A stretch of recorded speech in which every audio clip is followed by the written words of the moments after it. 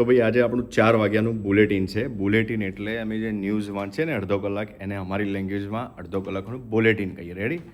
તો હવે ન્યૂઝ એન્કરે સ્ટુડિયોમાં કેટલા વહેલા આવવાનું હોય, તો આ અમારા એન્કર છે, એ તમને કહેશે કે બુલેટિન ચાલુ થાય એના પહેલાં એટલીસ્ટ 5-7 મિનિટ પહેલાં આવી જાઓ. Minimum 7 minute, minimum 7 minute. તમે 10 મિનિટ પહેલા આવી જાઓ તો તમે તમારી પોઝિશન, તમારું લાઇટિંગ, ફ્રેમિંગ અને કોસ્ચ્યુમ એ બધું સાથે ચેક કરી શકો. યસ, કારણ કે ઈપી લગાવવાનું હોય. હવે તમને થશે કે ઈપી એટલે શું, તો એ પણ હું તમને બતાવું. ઈપી શું હોય, ટોકબેક શું હોય. તો આ છે ને ન્યૂઝ રૂમની અંદર કેવું હોય હું તમને બતાવું. આ છે અમારું, જો આ ઈપી છે, આ ઈપી કહેવાય. એટલે જ્યારે ન્યૂઝ એન્કરના કાનમાં હોય ને, એટલે પ્રોડક્શન કંટ્રોલ રૂમ, જે મારે આગળના વ્લોગમાં આપને બતાવ્યો તો ન બતાવ્યો તો આપ જઈને જોજો. એ લોકો કમાન્ડ આપતા હોય કે ન્યૂઝ શરૂ કરવાની હવે 1 મિનિટની વાર છે, સેકન્ડ કાઉન્ટ કરતા હોય, પછી વચ્ચે બ્રેક લેવાનો, તો દરેક કમાન્ડ આવતા હોય તો આ ન્યૂઝ એન્કરના કાનમાં હોય. એ લોકો જે બોલતા હોય, અમારી સાથે કોઈ લાઈવ જોડાવાનું હોય તો પણ એ લોકો અમને કન્ટિન્યુઅસલી કહેતા હોય, તો જ અમને ખબર પડે કે કોઈ જગ્યાએથી અમારા કયા રિપોર્ટર્સ લાઈવ જોડાયા છે.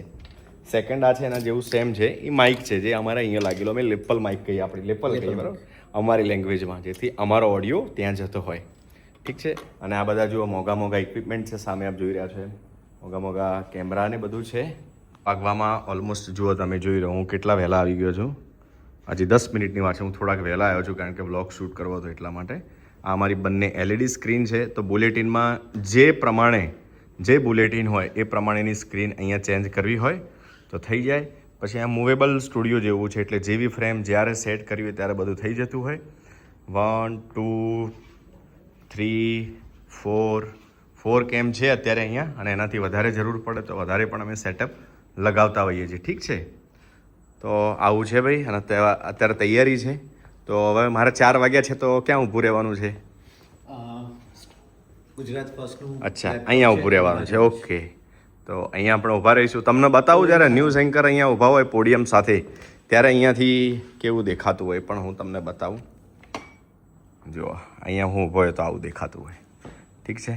અને ઘણા બધા લોકો કહેતા હોય કપ ખાલી નથી હોતો. સાચેમાં પણ આમાં ચા કોફી ભરેલી હોય ભાઈ. પીવી હોય તો ના પીવી હોય તો ઇટ્સ ઓકે. છે ને ટેલિપ્રોમ્પ્ટર કહીએ. હમણાં બંધ છે, હમણાં ચાલુ થશે. એટલે જે ન્યૂઝ આવતા હોય અહીંયા આગળ લખેલા હોય ઘણીવાર, અને અમારી પાસે રિમોટ હોય, તો એ સ્ક્રિપ્ટથી અમે રિમોટથી અપ ડાઉન કરી શકીએ.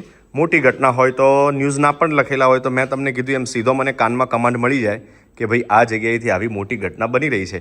તો પછી એઝ પર યોર એક્સપિરિયન્સ તમારે જાતે પણ ન્યૂઝ બોલવાના હોય, વાંચવાના હોય, જ્યાં સુધી બીજા કોઈ અધર ઇનપુટ ન આવે ત્યાં સુધી. ઠીક છે?